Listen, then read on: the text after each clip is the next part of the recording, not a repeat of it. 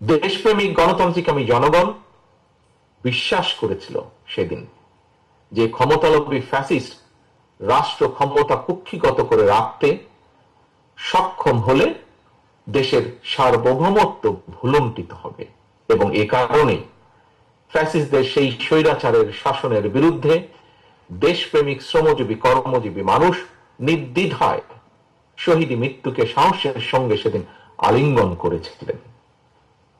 প্রিয় উপস্থিতিবৃন্দ, সুতরাং সম্মানের সঙ্গে আমাদের স্মরণ করা দরকার, স্মরণ রাখা দরকার, স্রেফ একটি সরকারি চাকরি পাওয়ার আশায় শ্রমজীবী কর্মজীবী মানুষ রাজপথে জীবন উৎসর্গ করেননি সেদিন।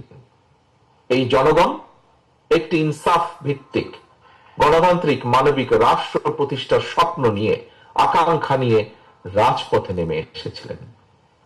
ফ্যাসিবাদ হটিয়ে রাষ্ট্র রাজনীতিতে জনগণের আইনের অধিকার, জনগণের অধিকার প্রতিষ্ঠার আশায়, নিজেদের অধিকার প্রতিষ্ঠার আশায় আত্মত্যাগ করেছিলেন। আজ যদি শ্রমজীবী কর্মজীবী মানুষেরা জানতে চায়, সেই শহীদের আত্মা যদি জানতে চায়, গণ অভ্যুত্থানে সবচেয়ে বেশি সংখ্যক শ্রমজীবী মানুষ শাহাদাত বরণ করেছে, কিন্তু বর্তমান সরকার এবং প্রশাসনে শ্রমজীবী কর্মজীবী মানুষের অবস্থান কি? পলাতক ফ্যাসিস্ট মুক্ত বাংলাদেশে বর্তমানে রাষ্ট্র সংস্কারের যে কর্মযজ্ঞ চলছে, সেখানেই বা তাদের প্রতিনিধিত্ব কোথায়?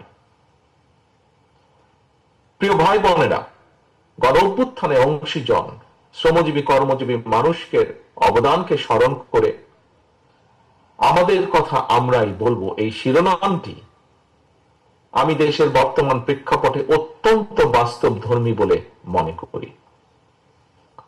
প্রতিটি নাগরিক যাতে নিজের কথাটি নিজে বলতে পারেন, নিজের ভোট নিজে দিতে পারেন, নিজের রাজনৈতিক অধিকার প্রয়োগ করে সরকার গঠন কিংবা সরকার পরিবর্তন ঘটাতে পারেন। জনগণের রাজনৈতিক ক্ষমতায়নের এই রাজনীতিটি বিএনপি বাংলাদেশে প্রতিষ্ঠা করতে চায়। একজন রাজনৈতিক কর্মী হিসাবে, একজন নাগরিক হিসাবেও আমি মনে করি একজন নাগরিকের রাজনৈতিক ক্ষমতা প্রয়োগের অন্যতম প্রধান উপায় হচ্ছে নির্বাচন। প্রতিটি নাগরিক যাতে নিজের কথা নিজেই বলতে পারে, সেটি নিশ্চিত করার স্বার্থেই দেশে একটি দায়িত্বশীল রাজনৈতিক দল হিসাবে বিএনপি বারবার একটি অবাধ, সুষ্ঠু এবং নিরপেক্ষ নির্বাচন অনুষ্ঠানের দাবিকে অগ্রাধিকার দেয়।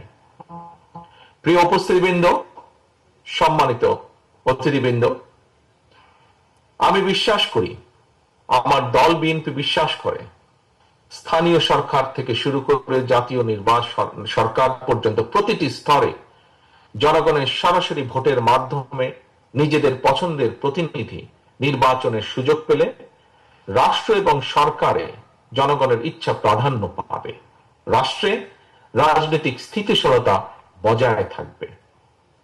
রাষ্ট্র রাজনীতির মূল ভিত্তি হচ্ছে জনগণ। জনগণকে দুর্বল রেখে রাষ্ট্র রাজনীতি, সরকার কিংবা সংস্কার কোনো কিছুকেই শক্তিশালী এবং টেকসই করা সম্ভব নয়, করা যাবে না।